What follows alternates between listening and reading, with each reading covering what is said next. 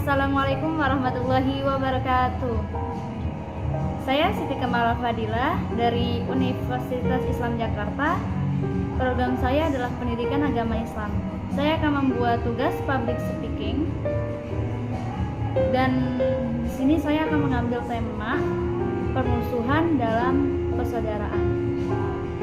Permusuhan itu adalah hal yang biasa bagi manusia, tetapi dengan begitu janganlah dijadikan sebuah kebiasaan teman-teman. Dan suka mencari permasalahan dalam persaudaraan itu tidak baik. Karena di dalam persaudaraan ketika adanya konflik, kesalahpahaman, konflik kurang komunikasi, itu muncullah permusuhan tersebut. Oke, saya di sini nggak cuma sendiri, bersama teman saya yaitu Naili Mafia. Naili Mafia, halo. Apa kabar Naili Mafia? Ya, alhamdulillah baik. Oke, saya di sini bersama teman saya dan saya akan membahas tentang permusuhan dalam persaudaraan. Jadi permusuhan dalam persaudaraan itu kan hal yang udah biasa kan, dan itu pasti manusia semuanya tuh di muka bumi ini merasakan gitu. Jadi bagaimana nih pendapat Naili tentang permusuhan dalam persaudaraan tersebut? Oke, baik. Kalau pendapat saya mengenai permusuhan di dalam sebuah persaudaraan itu nggak enak ya, nggak enak Pasti. banget gitu, nggak enak banget. Apalagi sama saudara sendiri kayak kakak, sama adik, sama orang tua gitu, sama sepupu lah contohnya. Itu nggak enak banget karena membuat canggung gitu. Kalau sama kayak temen gitu sama orang lain ya permusuhan itu ya kayak biasa aja gitu loh. Kayak gimana sih? Nggak canggung gitu karena kita jarang ketemu kalau sama temen yang lain gitu. Ya ketemu sih ketemu, cuman kayak ya yang nggak setiap hari kan. Kalau sama saudara sendiri kan kayak bisa jadi kita satu atap gitu sama adik sama kakak gitu. Itu nggak enak banget. Tapi alhamdulillah sih kalau gua ngerasain permusuhan dalam persaudaraan itu ya yang nggak rumit-rumit amat lah gitu permusuhannya. Lanjut. Oke. Jadi biasanya nih ya, di permusuhan itu tuh sebab permasalahannya apa yang sering terjadi di dalam Kekeluargaan dia persaudaraan atau perkeluargaan? Ya biasanya sih kalau permusuhan itu ya yang sering terjadi itu yang nggak sama saudara juga sih, kayak sama orang lain gitu. Biasanya kayak kurangnya komunikasi, jadinya timbul kesalahpahaman. Terus sama-sama egois, nggak ada yang mau mengalah, itu bisa jadi timbul juga gitu. Benar-benar. Terus juga kalau contohnya nih kayak permusuhan di sebuah persaudaraan gitu, kalau keluarga gitu, biasanya itu ya entah itu harta, entah itu, tapi kalau adik kakak biasanya permusuhannya itu yang nggak terlalu besar ya. Biasa adik kakak itu ya ribut-ribut kecil lah gitu ya kan. Itu lakunya. Tapi kalau yang tadi Naili bilang kan soal harta kan, itu bahaya banget gitu. Apa namanya? Itu ya udah yang paling berat. Iya, paling berat karena Masalah itu. terjadinya permusuhan antara berebutan harta waris itu menimbulkan konflik yang terjadi yang kita nggak pernah nyangka. Bisa aja ya satu sama lain, saudara sendiri ada yang dibunuh. Nah, itu dia yang sering terjadi tuh yang biasanya yang ada itu di berita-berita. ya di berita-berita di sana. Jadi harta aja sama saudara sendiri segitunya loh gitu. Jadi menurut Naili sendiri, bagaimana sih untuk menghilangkan rasa gengsi terhadap saudara nih, rasa gengsi meminta maaf maksudnya. Jadi kan kalau misalkan kita nih di dalam saudara sekandung lah ya, kita nih ada permusuhan gitu, kesalahpahaman atau terjadinya berantem lah segala macam. Rata-rata kan kita gengsi nih minta maaf nih, apalagi anak zaman sekarang mungkin nggak semuanya, beberapa mungkin ada yang seperti itu, gengsi buat minta maaf karena ya udahlah intinya gue udah negur lu, ya udah gitu, kita udah baikan. Tapi dengan cara itu dia tidak mengatakan maafin gue ya kak, maafin gue ya deh, tidak mengatakan itu. Jadi bagaimana menurut Naili cara menghilangkan rasa gengsi itu terhadap minta maaf? Kalau menurut saya ya, ngilangin rasa gengsi ya dari diri dia sendiri gitu. Apalagi kalau untuk belajar minta maaf itu sebenarnya udah tertanam dari diri dia sendiri. Kayak contohnya tuh dari didikan orang tuanya gitu. Misalkan kamu kalau punya salah kamu minta maaf gitu. Kamu berani berbuat salah, kamu berani bertanggung jawab kayak gitu. Makanya terus juga kayak misalkan cara kita buat ngilangin rasa gengsi gitu. Cara ngilangin rasa gengsi ya gimana ya? Ya udah gitu. Gimana ya? Bodo amat enggak sih? Enggak ya? Enggak. Susah sih kalau anak zaman muda sekarang ya. Kayak Gengsi, kebanyakan gengsi yang gitu. gede itu gengsi. Betul banget. Tapi kalau dari gue pribadi ya, alhamdulillah gue tipe orang yang nggak terlalu gengsi, tapi gengsi gue tuh masih standar gitu. Kayak kalau punya salah, gue masih ngakuin kalau gue salah gitu. Tapi walaupun gue nggak minta maaf, tapi ngakuin dari diri gue sendiri kalau gue tuh salah gitu. Oh ini gue salah nih gitu. Ya udah. Emang kalau sekarang kan yang tadi dibilang kan, kalau punya masalah gitu nggak minta maaf, tapi tahu-tahu kucuk ngobrol lagi nunggu satu sama lain. Ya udah tiba-tiba usai aja. Tapi itu masih mending lah daripada yang punya masalah. Ya udah, gue nggak mau ngobrol lagi sama dia, gue nggak mau ketemu lagi sama dia. Itu sama aja kayak udah putusin tali silaturahmi gitu loh. Kayak itu tuh yang nggak bagus gitu.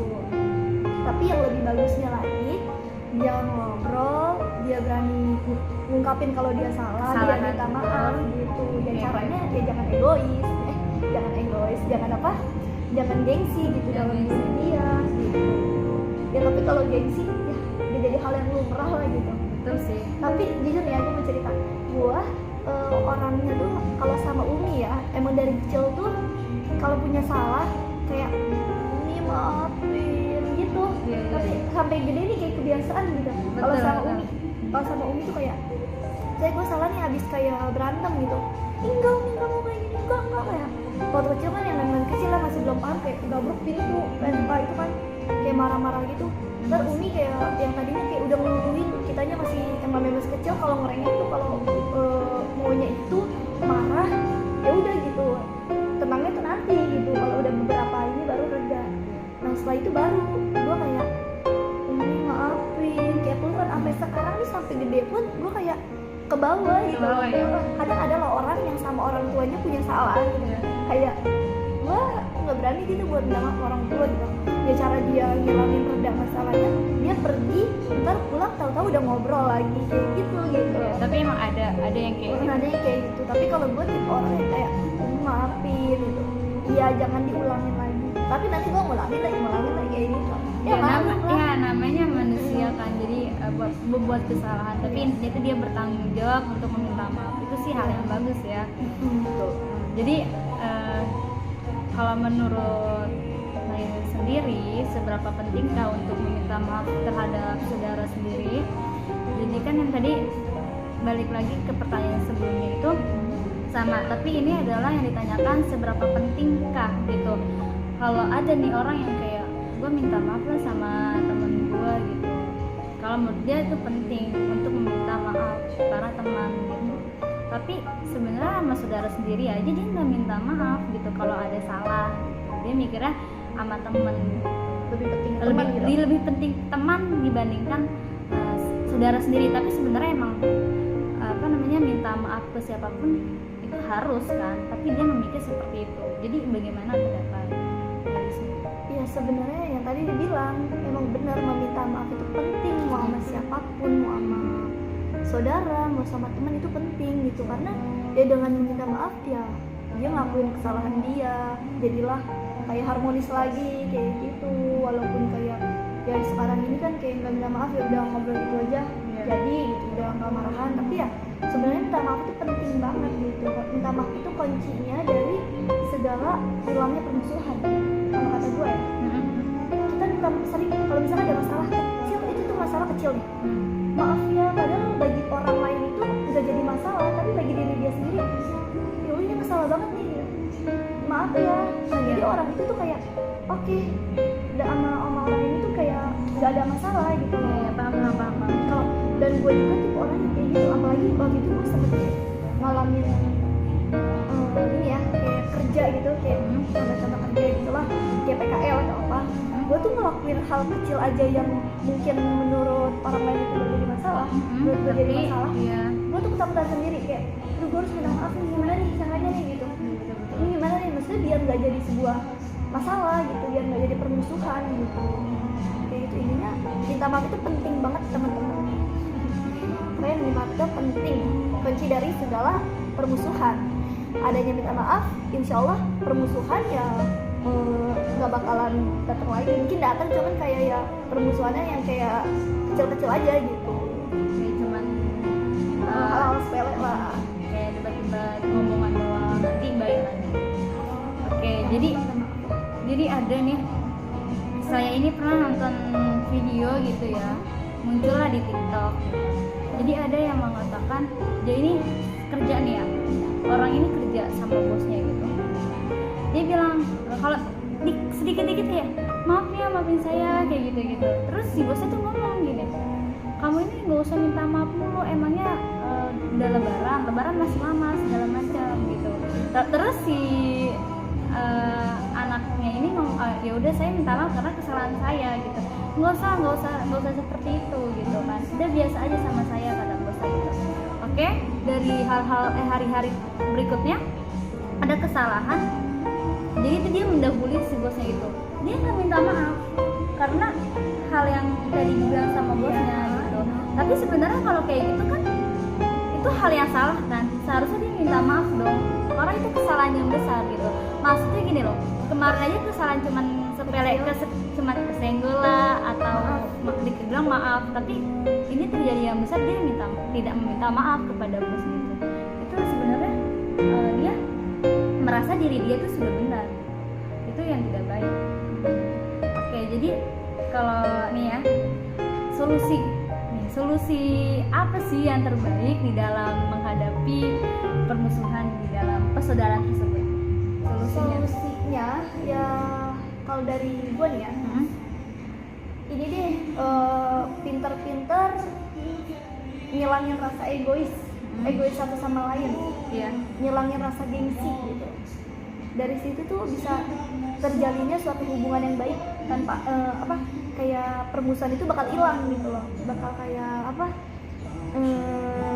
baikan lah ibarat kata gitu ya, dari yang permusuhan jadi baikan, jadi nggak musuhan lagi gitu, saling minta maaf gitu. Atau kalau misalkan solusi dari permusuhan itu ya kita cari tahu nih masalahnya tuh apa gitu, yang lagi kita ributin ini apa gitu, kita cari jalan keluarnya bareng-bareng.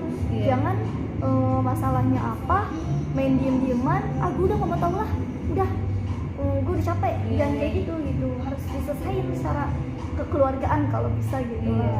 Kalau kayak gitu mah yang ada dia jatuhnya egois banget ya, egois banget. Ya walaupun keluarga gua juga tipe orang yang cuek, tipe orang yang bodo amatan, tapi mikir gitu loh, kalau ada masalah lebih baik diselesaikan gitu secara baik-baik, kalau perlu secara berkeluarga gitu. Masalahnya apa? Dikasih solusi yang terbaik lah, tengah-tengah jalannya. Kalau emang masih nggak bisa juga nih secara kekeluargaan gitu, masih nggak bisa, masih sama-sama enggak gue maunya ini, enggak gue nggak mau tahu kepala, gitu, sama keras kepala ya. Kalau emang semuanya nih, misalkan semua keluarga ini kepalanya kepala batu semua misalkan, kepala batu, ya mau nggak mau ya cari ustadz atau siapa buat ini nih penasehat kita berunding di dalam menyelesaikan sebuah masalah ini gitu. Kalau emang semuanya kepala batu ya, tapi kalau sebisa mungkin dari keluarga itu aja, biar masalahnya tuh nggak berembet keluar sana gitu. Kan malu juga sama orang lain kalau kita punya masalah nih sama keluarga sendiri, ribut sini, tetangga sini tahu kayak tetangga ini keluarga ini lagi berantem kayak gini, kan nggak enak gitu. Jadi omongan ke muka juga gitu. Kayak gitu sih kalau nyelesain masalah kalau menurut gue ya. Ya intinya sama-sama ngerendamin emosi, maksudnya dihilangin lah gitu ya, egoisnya dihilangin, terus kayak minta maaf itu penting gitu. Balik lagi kayak yang tadi ya. Kalau bisa, kalau ada masalah kecil itu ini deh jangan dibesar-besarin, dan juga kalau ada masalah kecil tuh ya tadi minta maaf sama kayak kalau emang dia nggak bisa minta maaf ya udah bawa biasa aja, jangan kayak apa, ada tuh orang yang punya masalah kecil enggak lah gue nggak mau ngomong lah udah gitu, kayak udah capek gitu ya. Kalau bisa ya itu, kalau emang nggak bisa minta maaf ya kan, kalau sekarang ini tadi yang dibilang katanya kalau kita udah ngomong berarti udah baikan ya, seenggaknya kayak gitulah gitu. Jangan sampai pesan kita ngirim pesan ini gak dibales, mau ketemu susah, jadinya kayak mutusin tali silaturahmi gitu. Ya itu aja sih kalau menurut gue tentang apa solusi dari ngilangin permusuhan itu kayak gimana. Oke, sampai di sini video kita.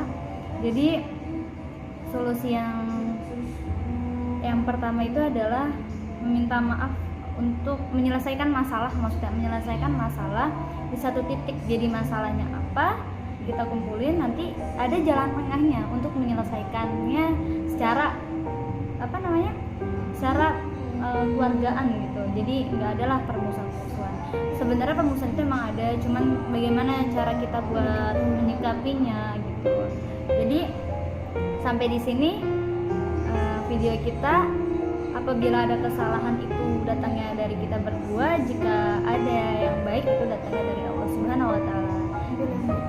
Ambil yang baiknya, buang yang buruknya. Oke, terima kasih. Wassalamualaikum warahmatullahi wabarakatuh. Dadah.